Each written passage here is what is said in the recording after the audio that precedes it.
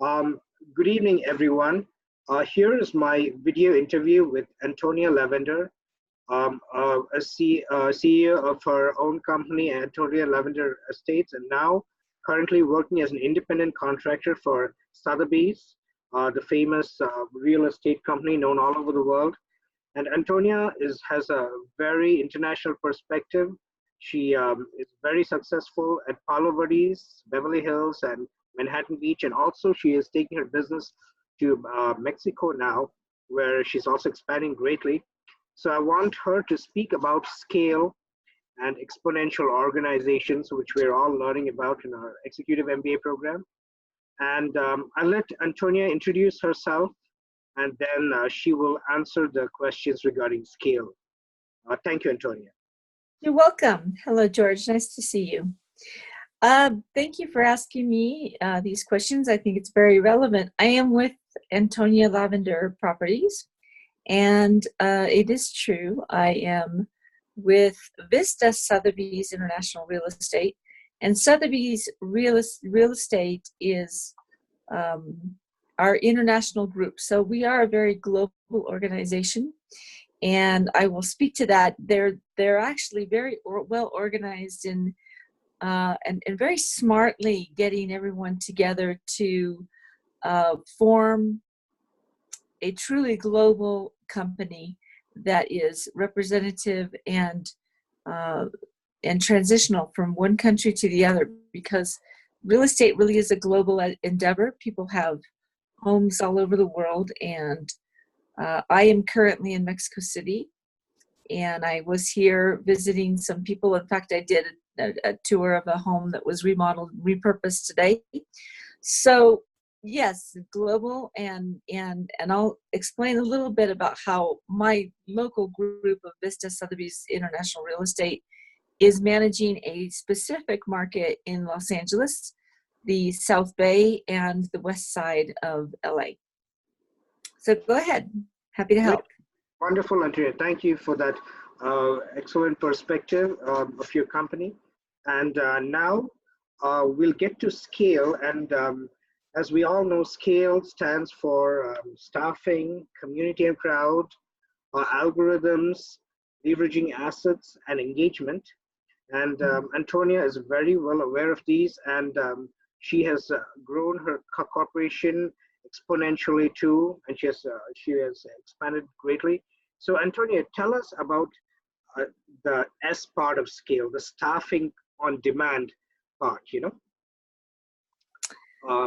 Right. So in real estate, as you know, real estate agents are their own people, and you can only resource yourself and leverage yourself as many hours as there are in a day. So as you can imagine, there's just enough time to manage all the tasks at hand, and so we often outsource people. We have to outsource human resources, and there are about 3 or 4 ways that you can do this. So you can do this through many people are using virtual outsourcing or international, they're virtual assistants. So there are people who are in an office. They can be in our time zone or in a very foreign time zone that are actually taking on tasks or projects which involve anything from mailings to phone calls, and actually connecting with your client base or managing your mailings. I do not use that. I haven't used that yet. Another source are interns. They're staff that may come in and help because they're in training, so they can be put to task to do many things, especially with the growth and the requirement of time that's involved in social media, which is now our number one most important aspect of promoting the business and getting the message out. So interns from the universities are becoming more and more important. Did I just lose my video? I did. Yes. Okay, we're Sorry. back. Yeah, we're back. Okay.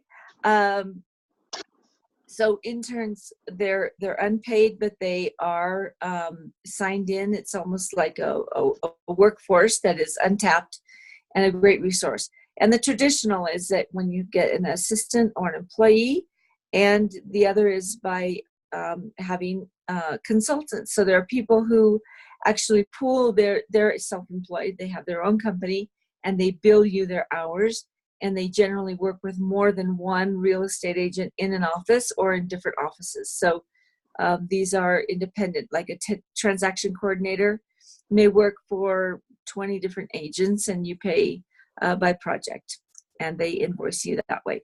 So we do utilize resources and human resources from different sources to be able to get the work done. That's fabulous, Antonia. I didn't expect the answer about interns, and also that you use distribution coordinators who work for 20 agents at the same time, so you're just leveraging a share of their time. Correct. Or a full-time assistant. That I've had full-time employees and assistants, and they work 100% right alongside you, and they can work either in your office or out from their own offices and on their own hours. So the hours can be very flexible. So I've had a 9-to-5 employee before. Yeah.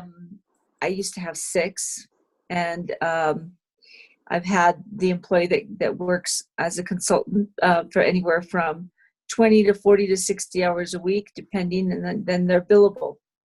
And sometimes there's a lot more work when there's a lot more closings or sales. Yeah. That's right. So you're leveraging your employees on demand, Right, because in real estate, your inflow of work can be variable. It depends on what state you're in with the escrow or sales. So you may be in the promotion of a new listing, and there's a lot of work that's done with a certain type of resource.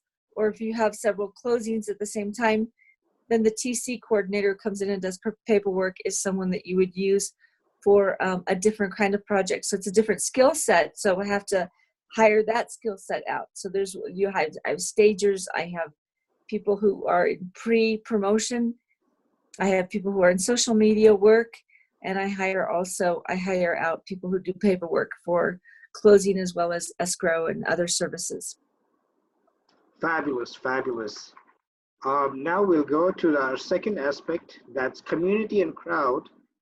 And this asks that EXOs leverage community and crowd for functions traditionally handled in the enterprise, including distribution, design, idea generation, funding, market, and sales.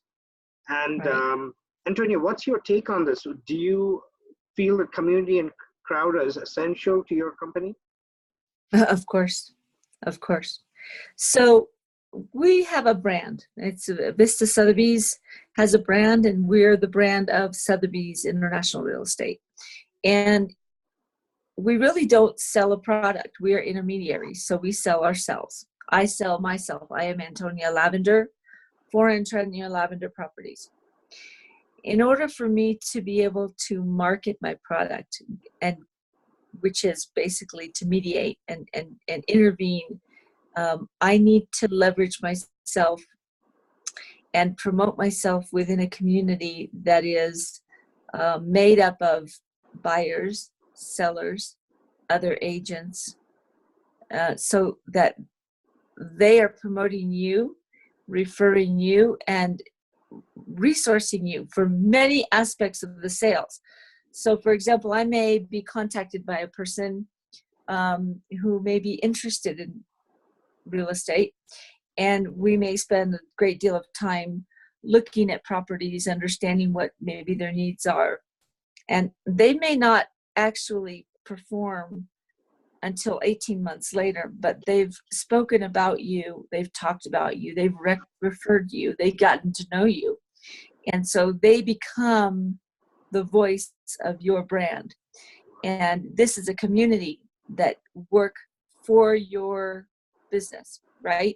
Same as with agents. So a lot of my practice is working with other agents in the business. So like many people in companies, like a software company, they'll have a conference, they meet in Las Vegas for a conference, and they network and get to know each other. And they know that they can lean on each other to promote their their brand, their company, their services or products. So this is what we do as well. I know that if I network well with other agents, they are people that will help me push a deal through. They may be on the other side of a deal. So I work very closely in developing those relationships as well. And that ends up being the value of my product, which is my services, which are a fee that I get charged at the end of the day. So that's justifying my fee is something that I do by leveraging community for recognition, name recognition. Does that make sense? Does that make sense? Yes, yes. And the way that I do this is by basically networking. I leverage a lot using social media as a platform for my voice and my ability to reach out to people who I've never even met, and advertising and other products. But you have to be out in the community, and you do it also in things that are unrelated to your business, right? Because you have to be really involved in all aspects of the community in order to be seen as an expert in your community, if you know what I mean. Yes, Antonia, and I do agree that you are selling yourself and that people come after 18 months and they buy your house or they become your customers even later, but they remember what you say and they remember your personality and they buy you. They want to come to you and purchase whatever you have, Well, right. Sometimes, when people talk about commission in real estate, they ask you, why are you going to charge me this much? Well, I usually will have a flip comment that says, I've been working on finding your buyer for 3 years now. And they don't get that. They don't understand, but it really is a way to cultivate generally your sphere of influence kind of is always resurging, but 3 years is a cycle. It's a cycle, and it becomes very true. Brilliant, brilliant. Thank you for the great answer. And now we'll go to the field of algorithms, the A for algorithms, and the world is running on algorithms from, yes. And Antonia is actually quite an expert and has vast knowledge. So Antonia, go ahead, tell me about this. Well, I'm not a real expert in algorithms, but I'm understanding that people have trends and tendencies. So there's a whole group, or I'm going to try and explain this as best as I can because I really am not an expert in algorithms, but I am an expert in understanding how we can leverage the behavior of people in order to respond to their needs before they even know what their needs are. So, for example, in real estate, we have search engines that people use to look around and search for properties that they might find interesting. And when they do that, they're leaving kind of breadcrumbs behind them. And those breadcrumbs are picked up as clues as to what people are interested in. And so then the search for their property, for example, can become more intelligent if they have discarded in the past any properties that they've seen that are near a school, for example. Then automatically the algorithm picks up they don't want to be near a school or near a highway, or if they're looking for properties with pools, then they will automatically start giving them offers of properties that have pools. This is just being very general here. So that is one aspect of it. And then that's coupled with the information that we have in demographics and public records. So the public records are actually being organized in such a fashion that title companies can provide helpful information about neighborhoods and the information about who's in ownership or in a tenant, or is this a neighborhood full of people who are renting, or are there vacant properties in this neighborhood, and or even a lot of the demographic information about the people who live in a certain neighborhood. So if they are of a certain age group, if they have children, how many cars do they have, and all this information. So this information, coupled with the information that buyers are seeking, gives us in real estate a great way to approach both buyers and sellers in understanding their behavior and what their needs, anticipate what their needs may be. So algorithms are becoming ever important. I don't know how they work, but they do. They're like the cookies, and we understand the cookies, and they follow people around. And it also, for example, audiences that I would seek in terms of trying to reach with a certain